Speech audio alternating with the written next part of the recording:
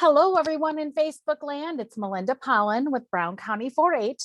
I am excited that it is week 2 of our Creative Cooking Challenge with Brown County 4-H. Last week was our breakfast challenge. People had until 11 o'clock this morning to submit their photos and let us know how they did with their challenge of using one of those 5 mystery ingredients and the extra bonus challenge of using raisins. I'm excited to say that we had 3 entries this week. We had cinnamon raisin muffins using the mystery ingredient of cinnamon and the special ingredient of raisins. We had a pancake submission using eggs and raisins. And we had some granola bars that were made using peanut butter. And of course, the mystery ingredient of raisins, the special challenge. Those photos will be posted and shared out.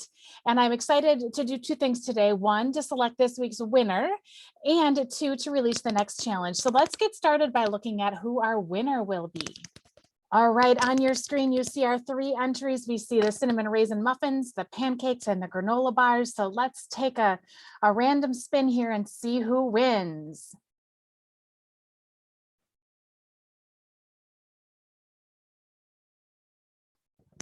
Pancakes. How awesome is that?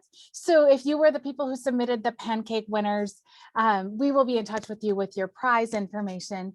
I also want to take a second to release this week's challenge. Last week was breakfast. This week is our lunch challenge. So let's take a look at what your challenge is for lunch. So this week, your lunch challenge is right up on your screen here. Your job is to create a lunch using at least one of these ingredients: an avocado, a brat, pepperoni, fresh tomatoes, or Gouda cheese. And again, that bigger challenge that's going through the next 3 challenges as well. If you can incorporate those raisins, you'll be added into a separate winning spinner wheel at the end. So again, your challenge this week is lunch: avocado, brat, pepperoni, to fresh tomatoes, or Gouda cheese.